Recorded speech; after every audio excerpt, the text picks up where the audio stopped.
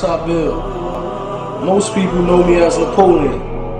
I form a member of the Tupac Outlaws. In my short life, man, I experienced a lot of things out there. Flown on private jets, albums that sold over 40 million copies worldwide, shootouts, street fights, club fights, whatever you name it, been there, done that. Man, I experienced the ups and downs of this fast life. So I want to share with you my story, this Napoleon, life of an outlaw.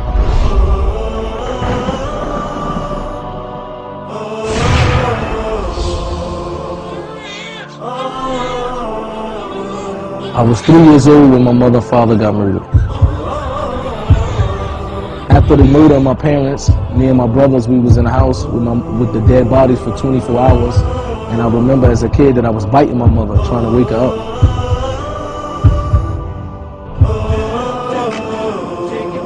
I grew up in the house of my grandparents after the death of my mother and father. So whatever I would see out on the block, drug dealing or whatever, I would go in my room and I would write a song out of it.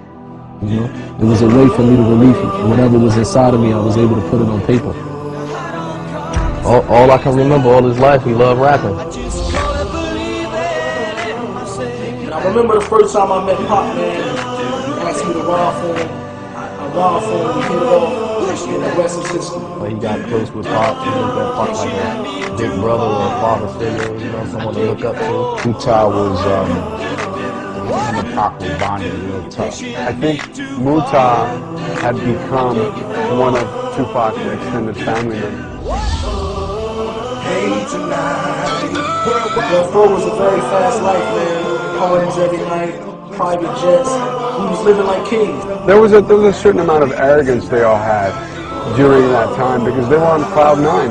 But I never expected to end that type of life. I never expected that life would come to an end so drastically and so soon.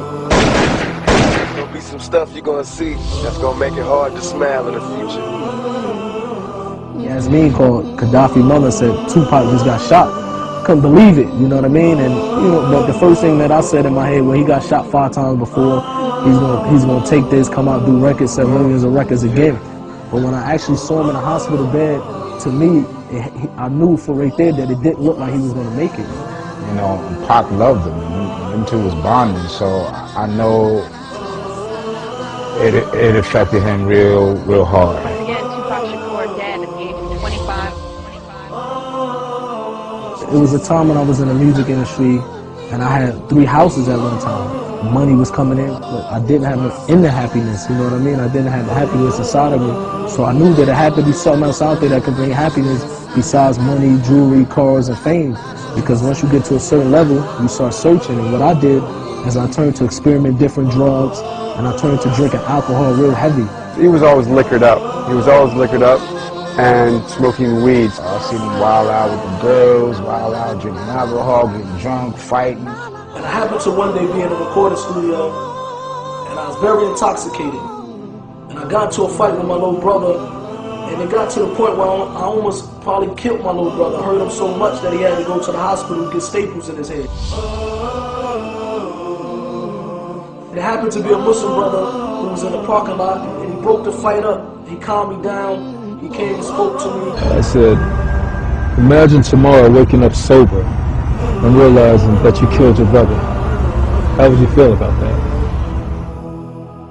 He was asking me to come to the Majid, and for a while I was ignoring him.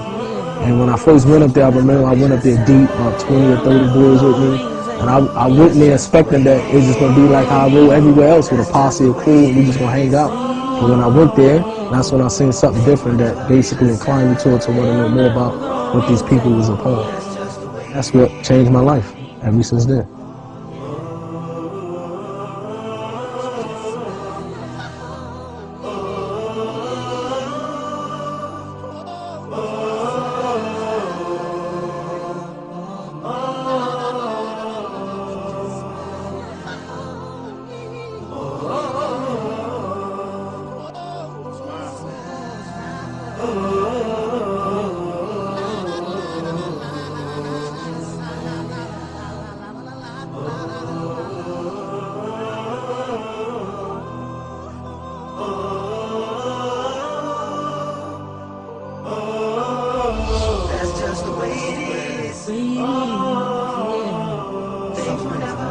He got an awakening.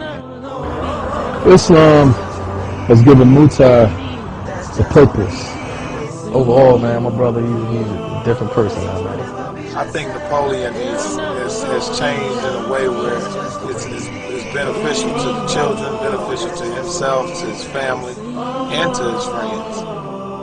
When I looked at him, he definitely inspired me to want to, give back to the youth and give back to the community in a way, saying that Islam really offers you. He had a lot of potential, but he also had a lot of anger and unresolved issues that I think Islam probably gave him solace and peace. Muta is a good brother, and personally, I'm striving to be more like him. Napoleon, there are a lot of words, bro. You're a good dude. You're ahead of your time. You're a leader. You're a sign for all of us. I'm going to ride with you till the wheels fall off. Words from your little homie, your little Big H Rider, Sean Lincoln.